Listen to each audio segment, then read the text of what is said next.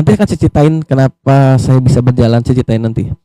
Intinya di perjalanan dulu ya. Di perjalanan ini yang ngajarin saya tuh langsung Allah.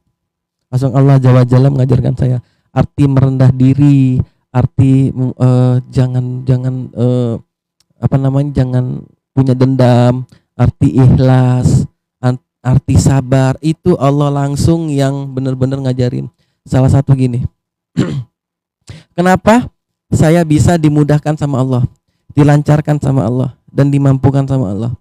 Jadi kuncinya baru ketahuan nih, Bang Goldi dan teman-teman semua. Kuncinya baru ketahuan. Apa tuh kuncinya? Jadi gini, ada percakapan antara Nabi Allah Musa alaihissalam dengan Allah langsung, yang dimana kata Nabi Musa gini, ya Allah, apakah engkau suka dengan sholatku, senang dengan sholatku? Kata Allah, sholat untuk dirimu sendiri. Ya Allah, engkau senang tidak dengan puasaku? Kata Allah, puasa buat dirimu sendiri. Bagaimana dengan zakatku? Ya Allah, apakah engkau senang? Kata Nabi Musa alaihissalam. Kata Allah, puasa untuk dirimu sendiri. Kata Nabi Musa, ya Allah, apa yang bikin kau senang? Allah menjawab, engkau bikin senang orang lain, maka aku akan senang. Gitu teman-teman. Jadi nyambung sama 3 prinsip ini nih. Yang pertama tadi, jangan sombong, karena sombong itu hakikatnya hanya milik Allah. Bahkan seorang Azazil pun menjadi iblis karena kesombongan ya. Yang kedua, jangan pernah meminta. Kita membantu orang, ngobatin orang dengan secara ikhlas, walaupun tidak sembuh, tapi minimal jauh lebih baik daripada sebelumnya. Orang itu akan senang. Nah kalau orang itu senang, berarti Allah senang. Kalau Allah sudah senang, dihamparkan ini bumi buat kita. Ini ambil nih, kata Allah. Kecil bagi Allah menghamparkan bumi ini. Begitu, makanya alhamdulillah di sepanjang perjalanan saya hikmat, saya bantu orang, ya saya tidak menjanjikan untuk sembuh. Sembuh itu hakikatnya hanya milik Allah. Saya cuma bantu ikhtiar sebisa saya, semampu saya. Kalau enggak sembuh pun minimal lebih baik daripada sebelumnya. Alhamdulillah dari Malaysia sampai di titik sini, sampai detik ini di Patani ini, teman-teman, saya nggak boleh, tanya Kang Ari, saya nggak boleh ke Bangkok. Bener, saya nggak bohong. Didoain saya nggak boleh ke Bangkok, ditahan saya di sini. Ada 7 kampung yang saya pegang di sini, dan dari wallahu alam siapa yang dari antara doanya dijabah, saya nggak boleh kemana-mana. Saya harus hari raya dulu di sini. Betul, saya nggak bohong. Ini saya nggak kemana-mana ini. Subhanallah, nggak tahu doa siapa nih, orang soleh mana yang kaki saya nggak boleh ngelangkah. Ternyata ya faktanya memang orang, saya bukan sombong tapi bener. Hari Rabu ya Kang ya, Kang. Yang kemarin itu, yang ibunya itu, yang siapa tuh? Yang ibunya jalannya ini loh, pakai tangan itu. Rabu ya, nanti di hari Rabu kan kesini lagi. Ya, jadi ada orang kerajaan nih teman-teman, saya nggak bohong, serius. Ini ada orang kerajaan itu kemarin datang ke sini, itu terapi ibunya. Memang si ibunya sudah 80 lebih. Kalau untuk kesembuhan saya tidak menjamin 100% sembuh, tapi saya bilang minimal ringan ya Umi ya, saya bilang gitu.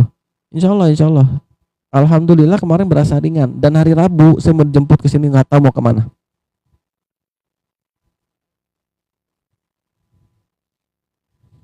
Sampai kapan nggak di Bangkok? Pokoknya saya disuruh ini Bang Goldi, cuman disuruh sampai hari raya di sini.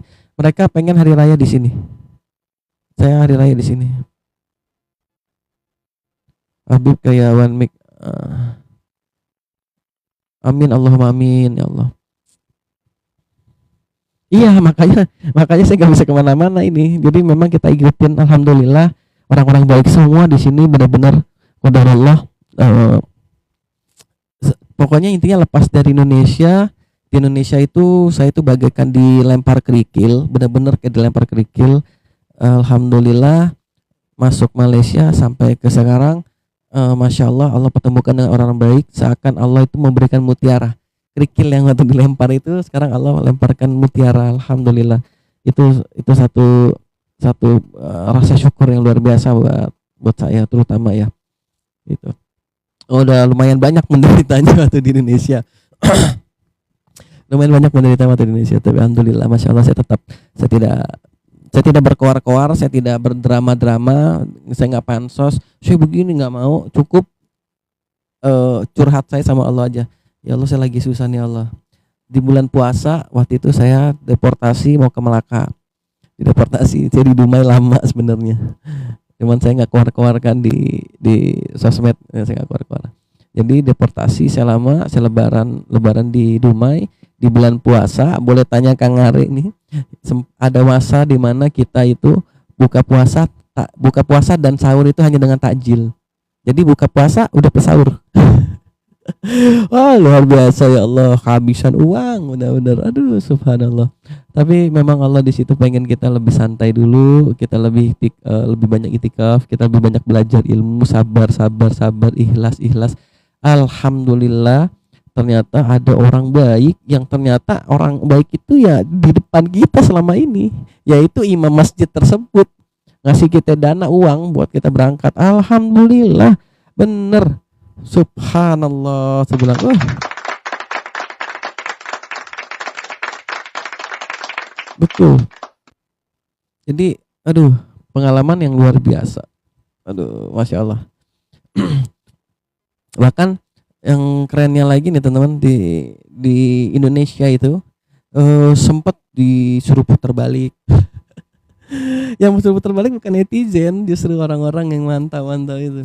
Terus nggak akan dipantau, nggak akan dikawal, nggak apa-apa, orang saya kan panggilan Allah, ngapain pusing. Saya cuma berprinsip cuma satu, Allah itu menurunkan 70 malaikat untuk mengawal hambanya yang dari rumah mau ke masjid. 70 malaikat ke masjid doang.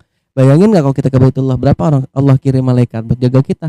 Itu prinsip saya. Jadi mau dikawal kayak mau kagak kayak bodoh amat, karena saya yakin Allah langsung yang ngawal saya. Alhamdulillah, tanpa saya tahu, beneran saya nggak bohong, tanpa saya tahu itu ternyata banyak polisi militer, tentara itu yang ngawal saya gitu loh. Entah dari mana itu saya nggak ngerti.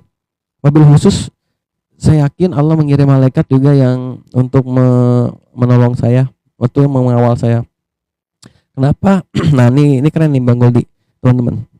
Mudah-mudahan iman kita sama Allah semakin tinggi ya, sholat kita semakin bagus ya. Jadi gini, waktu di Lampung sempat saya jalan jam 2 malam. Jam 2 malam saya jalan. Nah pas jalan itu ini kan saya nih ceritanya nih. Ini kan saya nih. Tiba-tiba di depan saya ada 2 motor nih. Depan saya ada 2 motor. Nah 2 motor ini 4 orang, dan itu cahaya dari motor yang belakang ke depan dong. Saya lihat itu ada parang. Beneran saya nggak bohong, ada parang. Udah, saya cuma bilang, ya Allah, jika saya mati, Tolong masukkan saya dalam surga, dan saya perjalanan fisabilillah kepadamu ya Allah. Udah, tiba-tiba dari belakang seperti ada lampu tembak mobil atau truk atau bis, nggak ngerti lah, puting terang gitulah 3 kali. Ini motor langsung laju, ngebut laju. Saya nengok ke belakang, apa yang terjadi?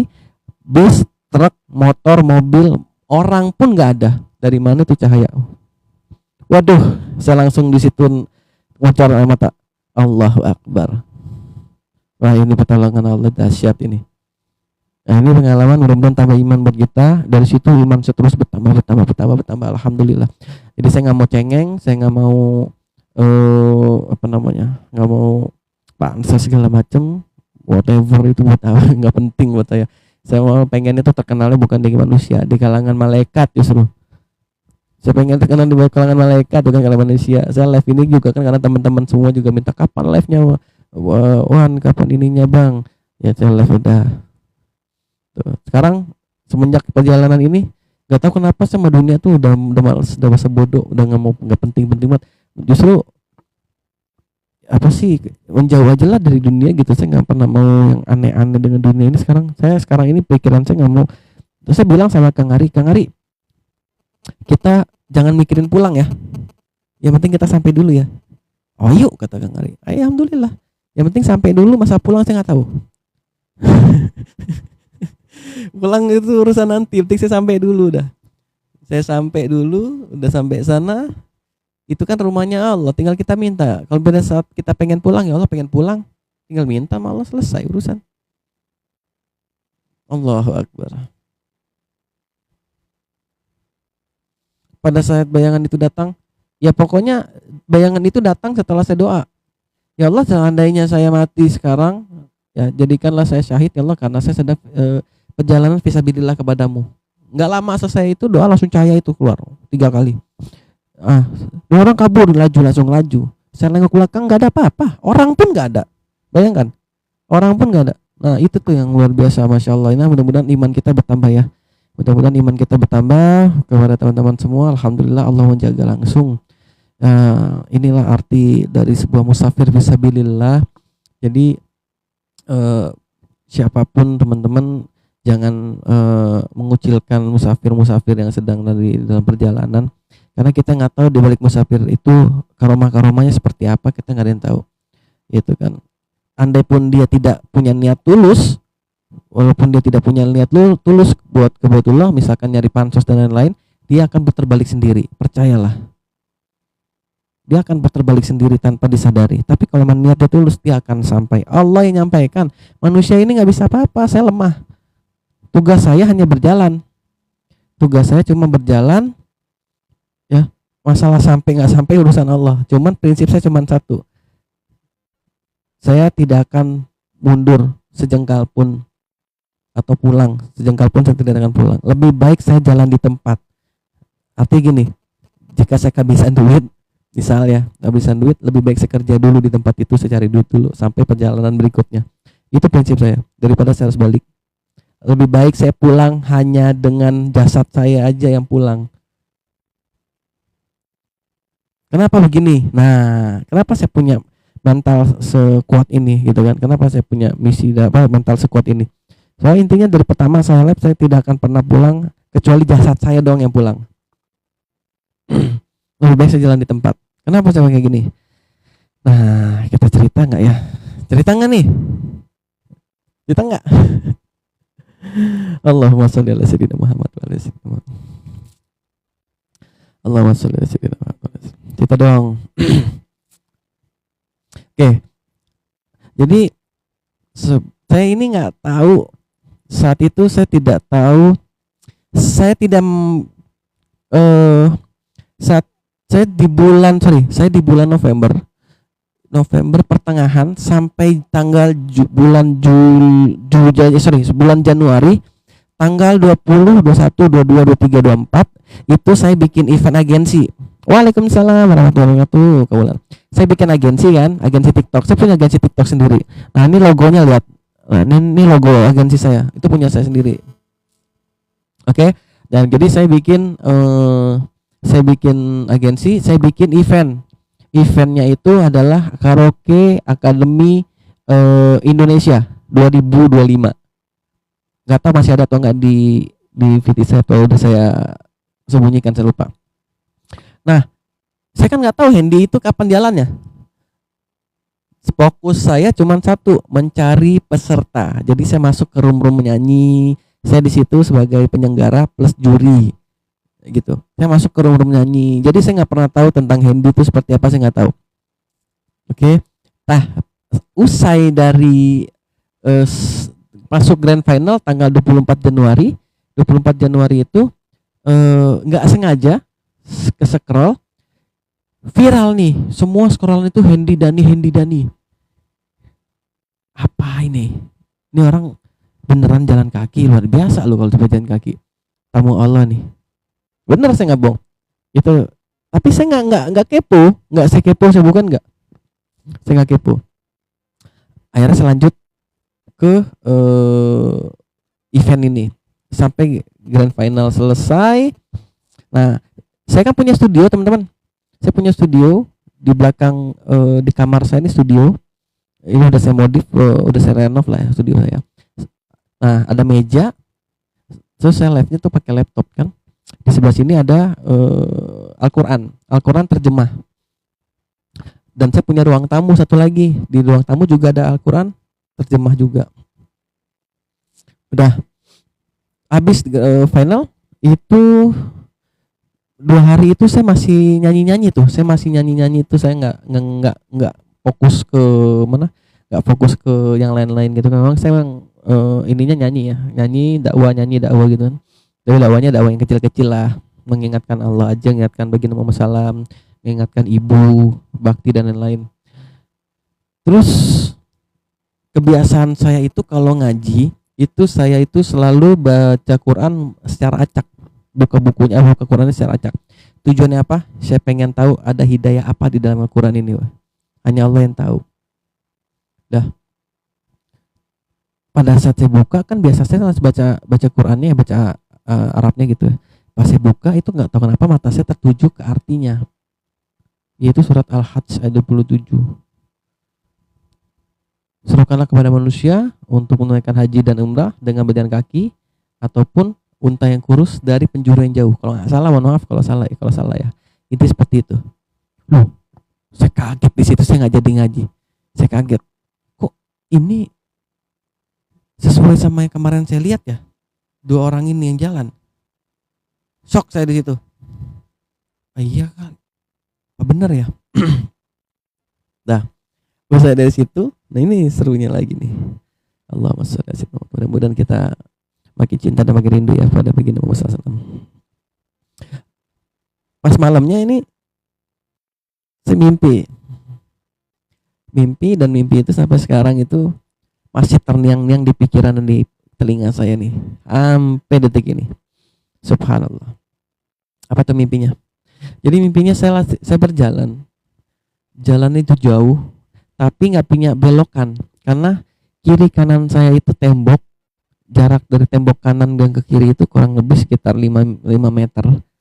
Nah, di depan itu nggak ada belokan, hanya jalan itu doang buat saya doang lurus. Udah di mana? Udah di Patani, Bang Zen. Udah, saya jalan terus, saya ikutin jalan. Kenapa saya berjalan? Karena ada yang manggil saya. Manggil saya cuman ya Mikdad bin Hamad, ya Mikdad bin Hamad. Nama saya kan Mikdad Hamad Sehan. Itu. Waalaikumsalam, Bang Bob. Nama saya kan Mikdad Hamad Sehan. Jadi Hamad itu nama bapak saya. Ya Mikdad bin Hamad. Saya ikutin nih, saya telusuri jalannya. Saya telusuri jalannya. Kok semakin jauh suasana di atas itu bagaikan dari subuh mau ke pagi. Jadi redup lah ya. Saya ikutin sampai ujung ada matahari. Coba mataharinya kalau kita lihat matahari kan silau ya, merah gitu ya mata kita. Ini enggak, kita lihat itu sejuk, adem. Iya agak montok ya Bang ya. Oke. Nah terus semakin saya deketin itu matahari, suara itu makin jelas. Dan percaya nggak teman-teman, suara itu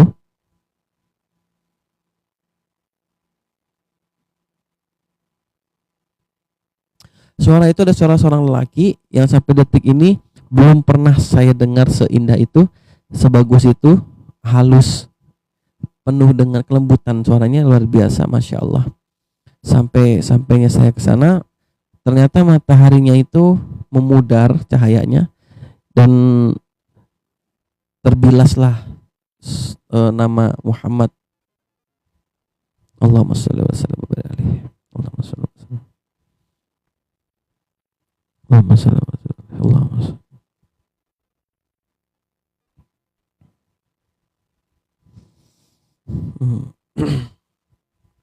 Ya jadi usai dari situ saya bangun. Saya 2 hari itu saya nggak bisa aktivitas. Aktivitas saya sholat, makan aja. Saya pun nggak bisa azan. Biasanya saya sering azan juga di masjid dekat rumah ya. Saya nggak bisa ngapa-ngapain tuh. Saya itu 2 hari kemudian saya pengen hati saya tenang. Saya mau coba lagi deh. Saya mau coba lagi ngaji gitu. Itu yang kedua kalinya pun yang saya buka di ruang tamu, Al-Quran di ruang tamu, selagi-lagi surat itu lagi yang keluar, Al-Hajj 27. Wah ini udah kayaknya memang harus saya berangkat ini. Itu ya teman-teman. Alhasil sama istikharah lagi.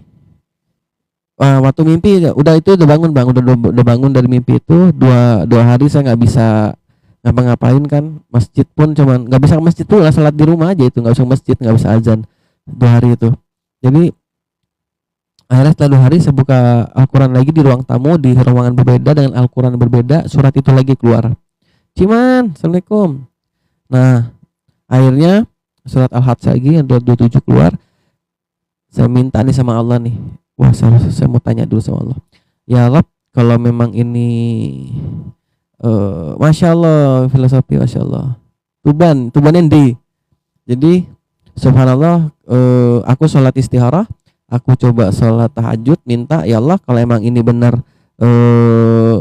qadarallahmu untuk aku bisa berangkat, dan benar ini panggilanmu dan nabimu, mudahkan ya Rob. Jadi 1 minggu itu saya benar-benar akhirnya dari situ saya masuk ke room nih.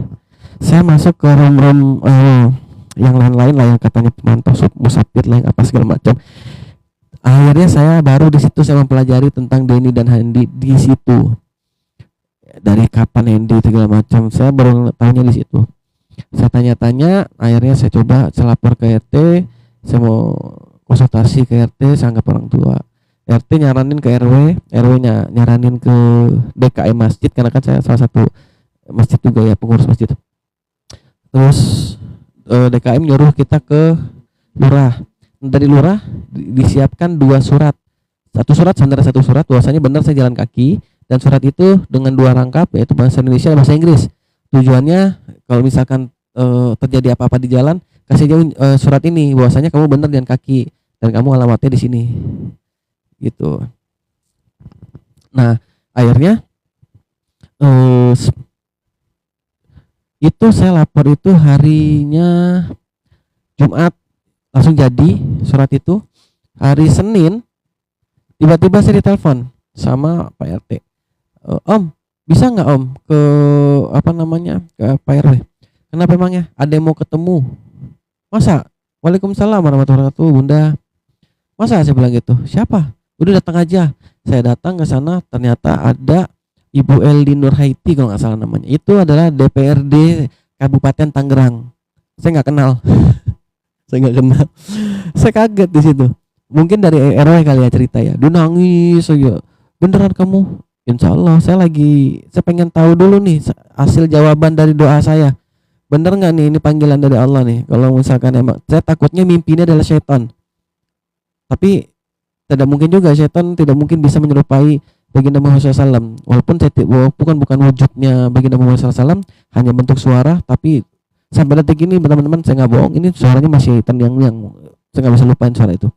Udah, singkat cerita, dari ketua DPRD itu beliau ada ngasih sesuatu ke amplop ke saya. Saya nggak tahu isinya berapa, cuman uang ini saya balikin lagi ke masjid. Karena kebiasaan masjid saya itu adalah suka setiap ada orang sedekah atau zakat mal itu selalu dikasih ke anak-anak yatim di sekeliling situ. Saya kasih saya sedekahin ke situ. Udah beres, akhirnya saya coba menetapkan tanggal 7 Februari hari Jumat ba'da subuh. Nah, saya bilang sama DKM, insya Allah ba'da subuh saya berangkat. Saya setelah berangkat,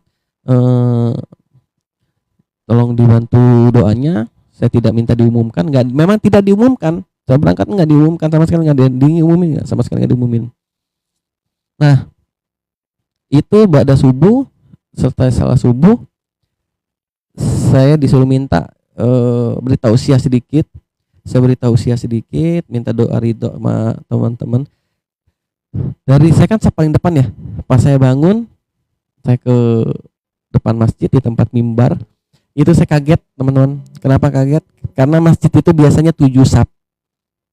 Ini di saat saya pergi seperti sholat Idul Fitri, sampai ngampar di lapangan. Bingung saya. Dan itu nggak diumumin loh, nggak diumumin sama sekali, nggak diumumin sama. Saya pesan memang DKM jangan diumumkan, biarin aja. Jadi itu bener-bener sampai di lapangan. Ngocor mata saya terlalu. Saya bilang Allahu Akbar. Saya nggak tahu apa-apa. Akhirnya saya diberikan amplop lah ya sama DKM. Saya nggak tahu isinya berapa. Saya cuma ngambil 200.000. Sisanya saya taruh di di tempat saya, di keluarga saya. Saya cuma bawa 200.000 berangkat.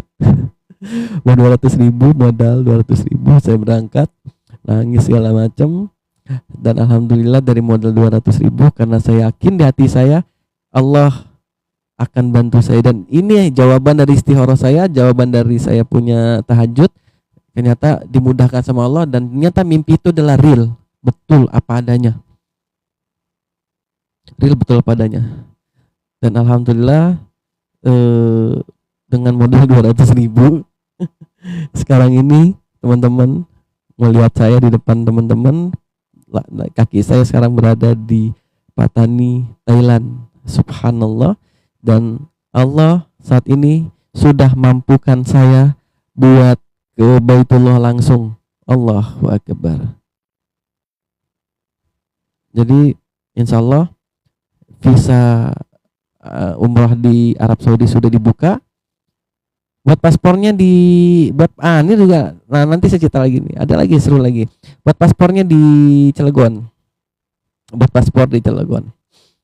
Jadi kita dimampukan sama Allah. Nanti visanya, kebetulan visanya juga dibantu sama Ustadz Nanda yang ada di Dumai kemarin. Beliau punya travel, cuman nanti saya pakai travelnya dia langsung visa umroh, tasrih sama raudhah. Jadi lengkap. Ada tiket dummy pulangnya, ada tiket booking tiket hotelnya. Jadi nggak banyak pertanyaan dari immigration. Lengkap datanya semua, nanti ada semua. Insya Allah, mudah-mudahan doain. Gitu. Oke, kita flashback lagi nih. Flashback lagi ke cerita dari start saya berangkat. Start saya berangkat, nggak ada yang spesifik. Ketemu sama Cepi dari pertama, Cepi dan Adam. Niat jalan bareng enggak juga sih, tapi kalau emang bisa jalan bareng kenapa enggak gitu kan. Ya udah kita jalan bareng sampai ketemu Gusku. Enggak, atau udah berubah rute apanya tuh Kak? Nanti masuk Malaysia lagi insyaallah. Jadi saya ketemu Gusku, akhirnya saya bikin paspor di Cilegon. Nah di Cilegon ini ada beberapa orang yang mengucilkan keberangkatan saya. Terus artinya jangan, nanti kamu nggak akan kena kawal, katanya gitu. Kamu nggak akan dikawal. Kalau mau nurut tunggu Gus dulu yang di depan. Saya istihara dulu ya, saya gituin. Saya istihara dulu, saya tanya sama Allah langsung. Saya istihara. Setelah saya istihara, nah ini keren lagi nih teman-teman, subhanallah lagi nih. Nah saya bikin paspor itu kan hari Senin, 4 hari kerja nih, harusnya hari Jumat ya, Jumat nih, Senin harusnya hari Jumat.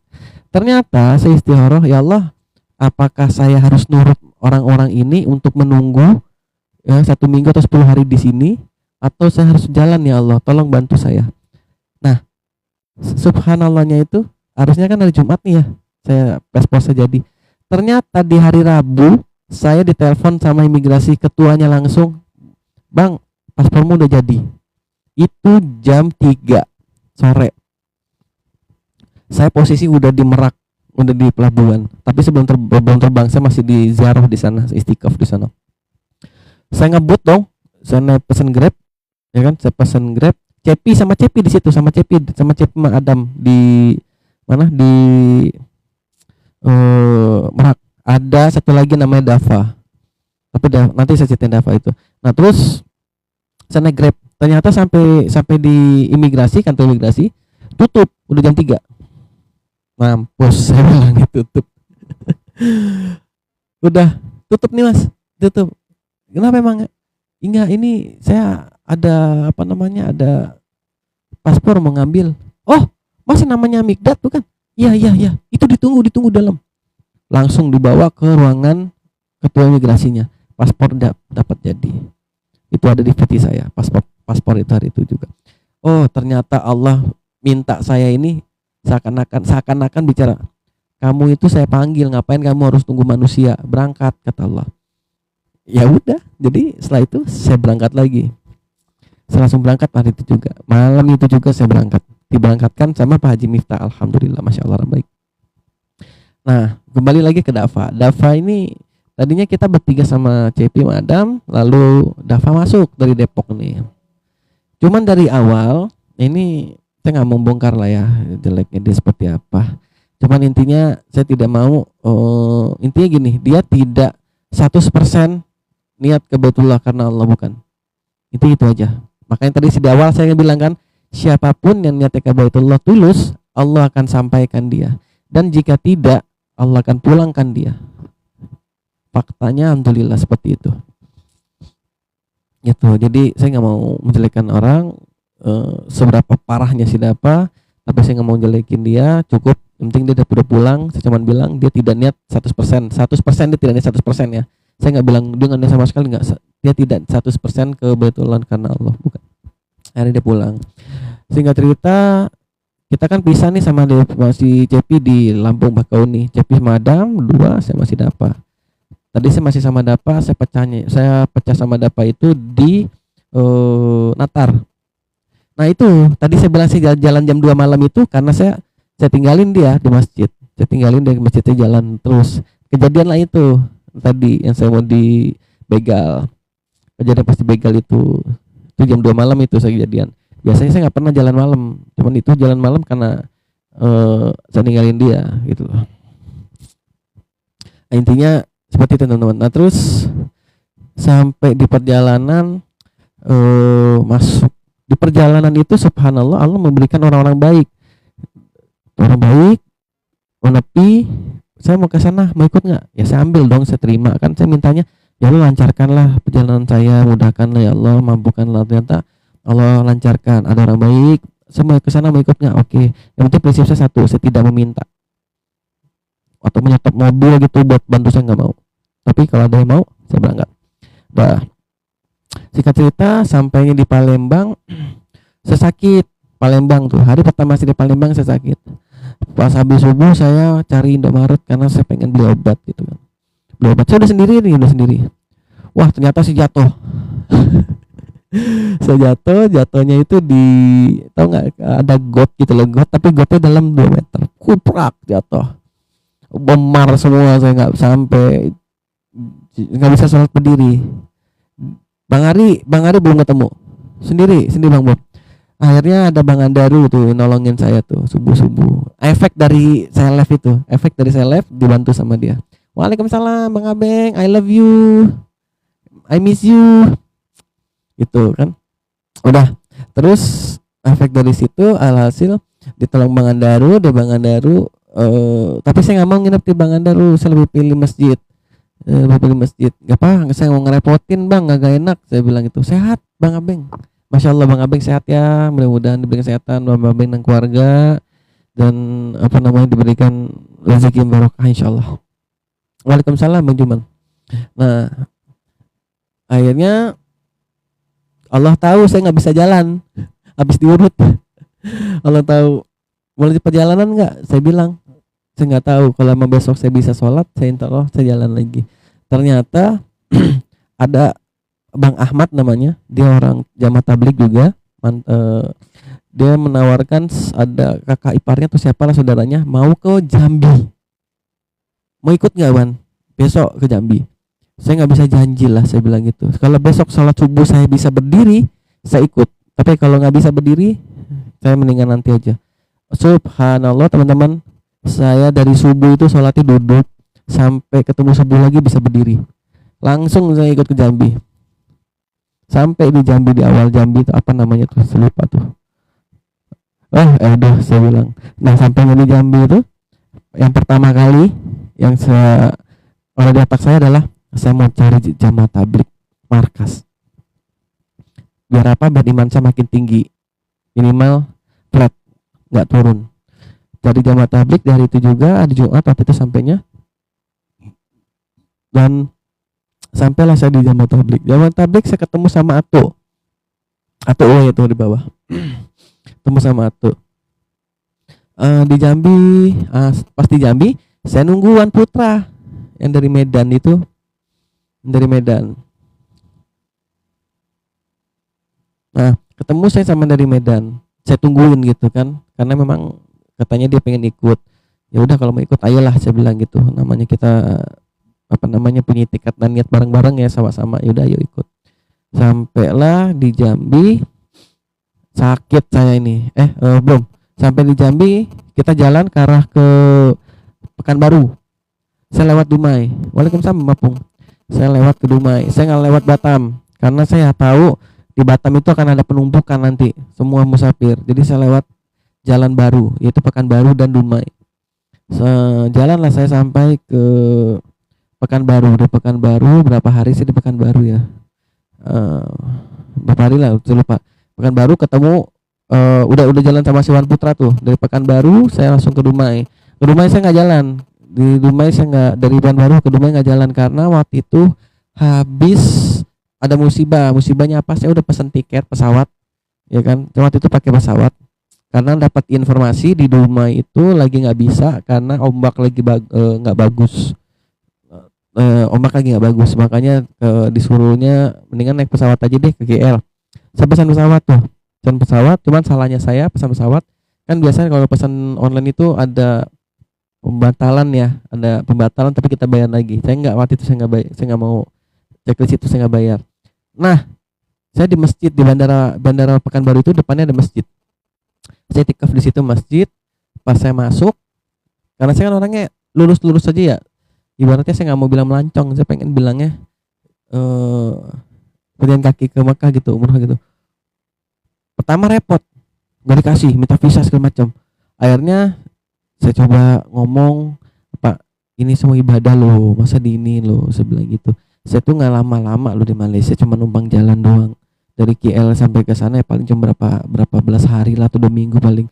Nah, setelah dikasih, ternyata ini ketinggalan di masjid. Ini aset kerjaan saya semua kemarin itu waktu di Pekanbaru. Ini HP ini yang baru nih sekarang buat live. Ini data kerjaan semua. Jadi saya akhirnya saya ambil dulu nih HP. Saya telepon, terus nggak ada ngangkat, sambil saya cari akhirnya telepon diangkat. Nah, setelah dapat, saya pikir si Putra udah berangkat ini, pasti saya udah yakin ketinggalan pesawat. Ya, si Wan Putra pasti udah berangkat nih. Ternyata Wan Putra setia, dia nggak mau berangkat, nungguin. Alhamdulillah. Udah saya bikin VT itu di situ. Nah, pertamanya memang hampir kena deportasi, selesai lobby aman. Akhirnya saya stres tuh di itu kan, stres ya. Adalah kita naikin aja yuk, naik kendaraan aja yuk, saya bilang gitu. Jangan, kata Putra, kita sesuai ini aja bang, kalau nggak ada mudorotnya kita jalan aja, tapi kalau banyak mudorotnya kita naik umum. Oh ya udah, jalan lagi. Ternyata alhamdulillah ada lagi orang baik lagi tuh yang nganter sampai ke Dumai. Jadi orang baik ini, saya naik pick up tuh, orang baik ini dia nganterin mobil dari Jakarta buat perusahaan di Dumai gitu kan, jadi sering ngambil ya. Udah naiklah sampai ke Dumai. Di Dumai mau target saya adalah jamaah tablik, ternyata saya nyasar. Nah, saya nyasar nggak sengaja, ternyata saya punya saudara di sana dari Tuban. Ada saudara saya ternyata di situ. Dia kerjanya di Pertamina, di properti Pertamina. Nah, udah pas di Pertamina masuk. Nah, di Pertamina sakit saya berapa hari, sampai seminggu saya sakit. Terus dapat informasi habis 2 juta lebih tuh, habis 2,3 juta 2.322.000 berapa gitu di rumah sakit. Akhirnya setelah lepas masuk lagi ke kantor itu, setelah dari kantor situ saya dapat informasi Kang Ari ada sama Nudin ada di Dumai. Saya temuin tuh, jumpai sama Nudin di hotel. Waktu itu bulan puasa, saya temuin sama Nudin. Terus sama Nudin saya nggak ngajak bareng sih. Habis itu saya pulang. Besoknya tuh beberapa hari kemudian Kang Ari ada di Dumai, WhatsApp saya. Kang Ari, saya bilang Putra, Put, nggak enak kita di sini lama-lama. Ini kan kantor Pertamina, takutnya ada razia kita kena. Saya bilang gitu kan. Ya udah, ayo kita samperin Kang Ari. Kita jumpa sama Kang Ari di Masjid Islamic Center. Nah, setelah beberapa hari kemudian berangkatlah nih. Kita cuman kata Wan Putra gini kan, Bang, kalau uang kurang nggak apa-apa, abang aja dulu berdua sama Kang Ari. Saya masih nunggu uang di teman saya 7 juta belum cair, kata gitu. Beneran nih Put, saya nggak enak loh. Enggak apa-apa, serius, kata dia gitu. Nanti saya nyusul abang di mana. Kan saya punya paspor kan di Sumatera. Nah, ternyata pas di Dumai dipersulitnya itu adalah paspor Jawa. Paspor di Jawa ngapain ke sini? Dipikir kita mau di sana mau apa? Mau kerja ya kan. Nah, tapi kita beli tiket PP sama Kang Ari, beli tiket PP. Terus ringgitnya kurang, uangnya ngepas. Ringgitnya kurang, uangnya ngepas. Setelah itu akhirnya saya sampai ke Malaka, tembus di Malaka. Tapi salahnya saya adalah saya ngomong di situ ngelancong. Ditanya mana IC orang Malaysia. Yang saya hubungin bukan orang SPU waktu itu, tapi yang mantau si Andy. Saya ngubungin sama tuh Hendy waktu itu, minta bantuan lah, cuman minta isi doang buat bukti aja bahwa saya ada orang yang di sana begitu loh, atau nggak ada yang jemput. Kalau saya nggak minta dijemput IC-nya aja ada nggak. Akhirnya karena IC nggak ada, kode booking hotel nggak ada, dicek ringgit, cuman ada 175 ringgit berdua. Tendang lah kita dari Malaka. Wah, astagfirullah, uang habis. Ketemu lagi lah sama Wan Putra di situ bertiga, uang udah habis. Ya udah, saya ya paling live saya cuma sebentar nyari live segala macam. Nah, salahnya saya itu saya sempat minta bantuan sama saudara, sama temen, gak ada bisa, momennya mau lebaran waktu itu. Sudahlah, ternyata kayak disentil sama Allah, tiba-tiba mikir, astagfirullah, kenapa saya harus minta sama orang ya? Nah, saya gak minta sama engkau ya Allah. Istighfar. Udah, kita fokus, kuatin lagi ibadahnya di sana sama Kang Ari. Kang, kita ke tempat tablik yuk, markas yuk. Mungkin dari situ kita dapat hati kita lebih tenang, dapat ide atau dapat apa wacana. Ayo katanya. Jalan di sana dapat 2 hari saya di markas. Di situ walaupun gak banyak ketemu orang, tapi di situ saya tiba-tiba mendapat seperti dapat ilham, subhanallah.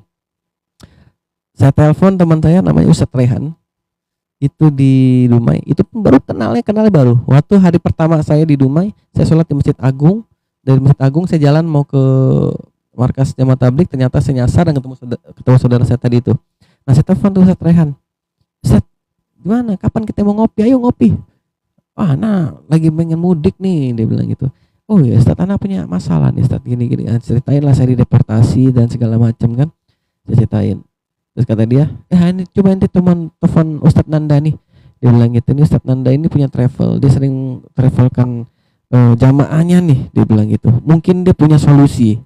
Oh iya Ustadz. Nah, saya telepon Ustadz Nanda. Ternyata Ustadz Nanda mempunyai adiknya itu kerja di imigrasi Dumai. Nah, kita ini kan di sebentar, saya buka ini dulu deh.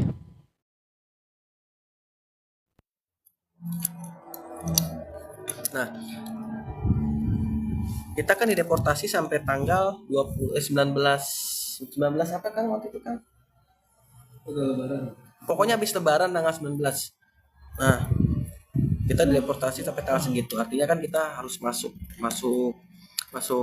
Malaysia atau masuk Dubai lagi kan 1 bulan lah. Wah, saya stres di situ kan, bingung gimana ini ya saya bilang. Nah, saya dihubungin sama Bang Jack hubungin saya, terus Bang Bekbuan hubungin saya. Kata Bang Bekbuan, kamu kalau mau masuk Malaysia lewat Muar aja, nanti insya Allah aman di Muar, tapi saya nggak bisa menjamin kamu aman di Dumai, dia bilang gitu. Cari cara. Ketemulah tuh Ustadz Rehan tadi, terus akhirnya minta bantuan adiknya minta saya punya paspor.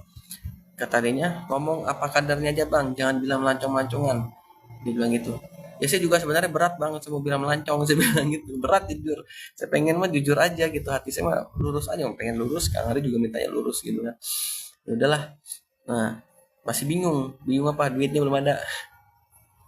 Buat makan aja susah banget itu, bener-bener. Jadi kita makan tuh bertiga sama Putra, Wan Putra itu nasi Padang 2 bungkus.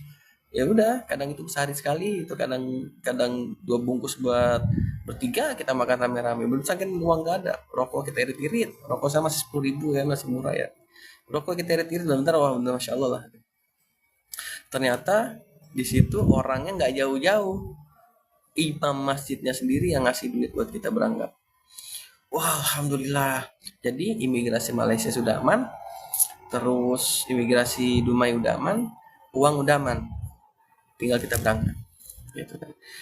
Nah, cuman disarankan harus ada minimal bawa 300 ringgit buat kalau ditanya pun uang tunjuknya berapa, 300 ringgit minimal di Muar. Ya sudah, ternyata uang 3 juta itu pas banget buat kita punya ongkos berdua sama Kang Ari dan uang ringgit. Nah, Wan Putra bilang, jalan aja bang dua dulu nggak apa-apa, saya masih nunggu teman saya belum transfer nih 7 juta, dia bilang gitu. Nanti saya bisa pulang dari saya bisa lewat Medan, lewat apa namanya, lewat apa Kang, Medan ya Kang, Medan Ibu apa, Asahan, lewat Asahan langsung ke Kedah, kita ketemu di Kedah juga bisa, dia bilang gitu. Serius nih, iya serius katanya. Oh yaudah, akhirnya berangkat sama Kang Ari di situ kan. Pas berangkat Kang Ari masuk muar, itu senangnya luar biasa teman-teman, masya Allah. Aduh, seakan-akan kayak mimpi, ini beneran tembus ini, tembus ini kita. Allahu Akbar. Waduh, nggak bisa ngomong apa-apa, saya langsung masya Allah saya bilang gitu. Begitu dahsyat pengalaman di Indonesia yang aduh subhanallah. Jadi ya, masuknya di Malaysia senang. Nah, malam itu juga berhubung kita udah capek, ternyata ada orang baik nih ketemu. Kita niatnya mau ke KL malam itu juga, ketemu sama orang Padang, orang Indonesia juga, orang Padang. Dia telepon temennya, dia mau ke KL. Akhirnya kita numpang lah sama dia. Ini di Thailand bang, bencana. Jadi numpang sama dia sampai KL. Tadinya niatnya ke Masjid Jami KL. Tuh Kamel tahu nih, Kamel ceritanya nih, cari kopi nggak dapat tuh, dan Masjid Jami ternyata ditutup. Nggak bisa kemana-mana di hari itu, di hari pertama saya di Malaysia, dan di malam itu juga kena palak sama nggak tahu Rohingya atau Bangladesh, nggak tahu, mabok, dia mabok, mulutnya bau. Saya bilang cari kopi, ada kopi tapi kalau di Malaysia itu namanya kedai mama. Kedai mama itu yang jualan itu orang-orang Rohingya atau orang-orang Bangladesh atau Pakistan lah, pokoknya yang Muslim itu panggilnya mama. India India apa ya, India kayak gitulah, yang Muslim itu namanya mama, kedai mama. Ada di situ 24 jam. Ke situlah kita nih pesen kopi, tapi ini kopinya kopi teh kayak kopi tarik begitu, apa kopi susu gitu kan. Kopi susu masih enak lah, kopi tarik gitu. Sampai jam berapa ya, jam 2 malam itu, sampai jam 2 malam, sampai jam 3 malam. Udah nggak bisa ngapa-ngapain. Terus tiba-tiba ini yang mabok ini kayaknya curiga nih, pengen malak. Hati saya udah kayak mau malak nih jadi. Nah, di depan kedai mama itu ada hotel. Udahlah saya bilang gitu. Ini kan tadi kan ada uang ringgit tuh yang 300 ringgit tadi, uang tunjuk ya kan. Tanya dulu hotel berapa. Ternyata hotelnya murah. Kang Ari, yuk kita bisa tuh di hotel. Gitu. Hindarin jangan ada keributan karena kan itu negara orang, kan udah masuk negara orang. Dia mabok terus tiba mukul, masa saya nggak bales, tiba-tiba saya bales, nanti urusan sama polisi lagi, ribet. Hari pertama udah ribut-ribut, akhirnya saya pilih buat nginep di hotel. Jadi Kang seperti itu, malak dia minta duit, jadi saya kasih seadanya aja. Pokoknya saya kasih kurang lebih 15 ringgit aja udah. Kang Hari sama dia saya receh-receh saya kasih. Kita naik langsung nginep di hotel itu. Nah itu hari pertama satu-satunya sekali-sekalinya saya tidur di hotel di situ doang. Jadi full pure dari Indonesia sampai ke sekarang ini itu saya tidurnya kalau nggak di masjid, musola, atau di rumah orang. Tapi kalau di hotel baru itu doang, sekali-sekali di hotel, sisanya enggak. Nah setelah dua atau tiga hari nyari kopi hitam kan, kepala saya pusing kalau nggak belum kena kopi hitam. Nyari kopi hitam kemana gitu, ternyata di situ kopi hitam namanya kopi O. Saya baru tahu itu ada kopi O, ternyata namanya kopi O. Oh udah ada kopi O, ya udah kopi O terus. Nah di besok pas malam habis dari hotel itu ya kan, kita di hotel namanya Hotel Al Amin. Al Amin di deket apa sih namanya, aku nggak jadi Jami lah, nggak jadi Jami itu ada Masjid Al Amin dekat KFC. Besoknya ketemu sama Kak Mel, tuh Kak Mel sama Munawir, Bang Mur yang sepedahan tuh, sama Kak Nela, sama Kak Nela ketemu di depan KLCC. Ada di VT saya, di KLCC saya ketemu sama beliau, ketemu bertiga, diajak lah keluar segala macem. Balik lagi tuh nggak jauh-jauh dari situ. Nah di situ saya nunggu Pak Haji Dedi. Pak Haji Dedi kan pertamanya kan sama Kang Ari kan, gitu. Pak Haji Dedi, nah Haji Dedi Pak Haji Dedi akhirnya masuk ke KL. Terus di escort pertama kali sama Bang Najito Tulus. Di escort ketemu. Nah, terus kata Panji Dedi, Wan, kamu bisa ngobatin juga gitu. Bisa, bilang gitu kan. Mudah-mudahan kalau Allah ridho sembuh. Tapi kalau Allah nggak ridho, ya paling setidaknya lebih baik pada sebelumnya. Bang Nenen, apa kabar? Nah, dari situ ya udah, kalau saya juga kebetulan saya suka bantu orang juga, ngobatin. Oh ya sudah, kalau emang mau ya nggak apa-apa ngaji. Ayo kita jalan bareng-bareng sebelum gitu kan. Ya udah, Bismillah kita jalan bareng. Nah dari situlah eh, pencetus namanya Musafir Khidmat. Tuh, jadi sebelumnya dari Indonesia sampai ke Dumai pun setiap saya di masjid sering juga saya butuh terapi orang. Tapi kan waktunya terbatas kan, nggak sampai banyak lah tuh, satu dua orang lah. Yang sholatnya duduk itu biasanya, itu biasanya asam urat, kebas di punya kaki itu asam urat, biasanya asam urat. Tapi nggak begitu banyak pada Indonesia, cuman paling dua tiga orang sampai di Malaysia. Akhirnya kita berkhidmat, alhamdulillah di Malaysia juga banyak yang masakan nikmatnya, faedahnya, termasuk Kamil nih. Kamil juga boleh tanya Kamil. Nah terus masuk ke Malaysia, nah dapatlah informasi hati-hati di Malaysia banyak yang suka pisah sama yang jalan juga. Terus yang kedua, banyaknya makanan haram, makanan halal. Terus jarang masjid. Saya lihat rutenya para penjalan kaki ini. Rutenya iyalah, rutenya adalah rute yang langsung ke Bangkok dengan tempat yang non muslim gitu kan. Akhirnya saya pikir kayaknya saya bikin jalan baru deh. Saya lihat lagi peta, saya pelajari lagi. Akhirnya saya muter, saya walaupun masuknya di Padang Besar, saya patah balik ke arah Naratiwat. Di tempat pertama saya ini Ustadz Imran. Khawatirnya gini, kaki saya kan langkah itu cuma bisa satu hari itu cuma bisa 30 kilo sampai 35 ya. Nah sedangkan temu masjid itu 70 kilo sampai 80 kilo, berarti kan kurang lebih 2-3 hari bertemu masjid. Terus makanan halal kurang juga. Terus makan apa kita di jalanan, lemes lah. Jadi mudorot kan, hari mudorot kita naik kendaraan boleh gitu. Yang penting kan kita ikhtiar jalan, kita doa minta kelancaran sama Allah, minta dimudahkan sama Allah, dan minta dimampukan sama Allah. Akhirnya jalanlah terus sampai naik kereta, sampai ketemu orang baik lagi di kereta, sampai ketemu Ustadz Imran. Beberapa hari di Ustadz Imran kita start jalan lagi sampai sekarang di Patani ini.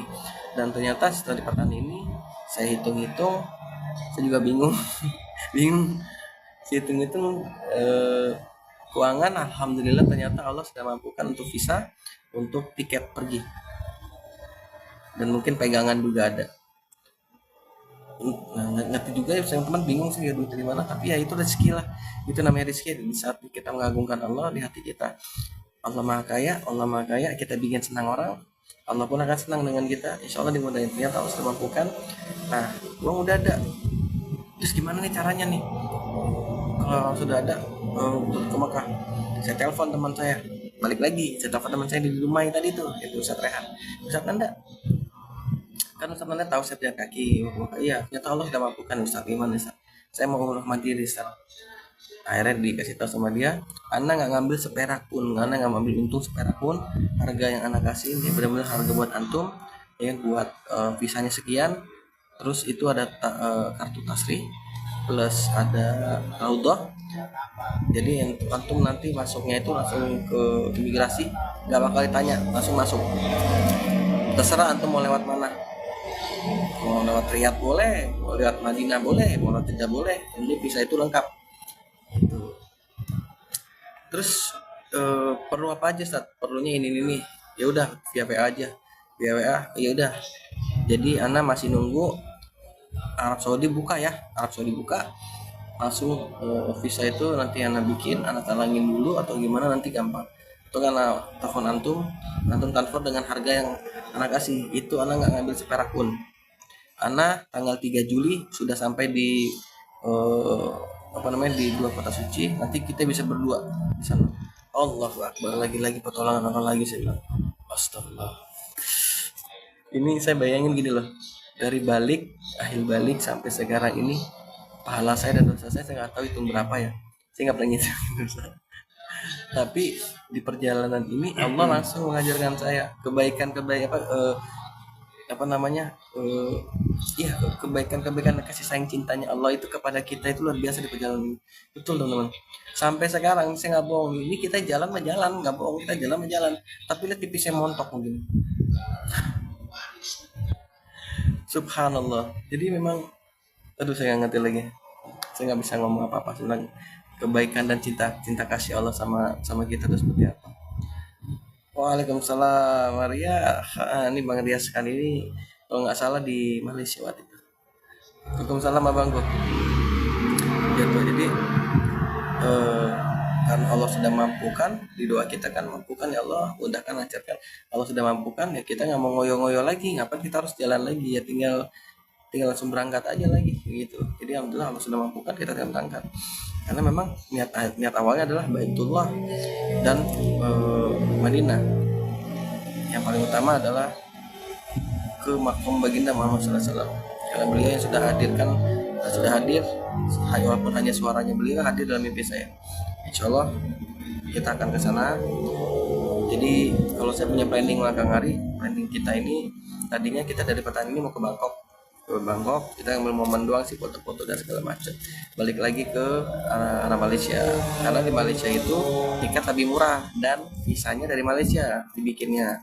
Karena Dumai itu kan nggak ada bandara ya. Jadi biasanya yang umroh dari Dumai itu masuknya ke Malaysia semua. Itu rencananya seperti itu. Nah, cuman tadinya saya hari ini harusnya udah Bangkok, cuman kayaknya doa orang-orang kampung Patani ini, kampung yang ada sekarang saya duduk ini, eh, memang minta sama saya lebaran haji di sini aja, lebaran haji di sini, kita potong kambing sini, potong sapi sini, kamu jangan mana-mana. Ya saya mau ke Bangkok. Nah ternyata pertama tiketnya full,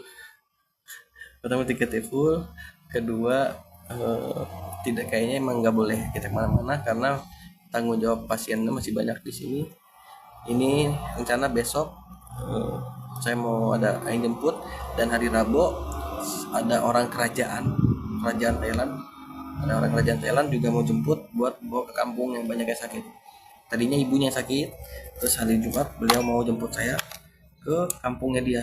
Alhamdulillah, mudah-mudahan dapat jalur dari kerajaan sini ya. Iya, wallahu a'lam bishawab. Kalau Allah sudah berkehendak, apa yang bisa kita lakukan, selagi kita sudah lepaskan dunia, dunia ini ngejar kita, dikejar sama dunia teman-teman, bingung nanti.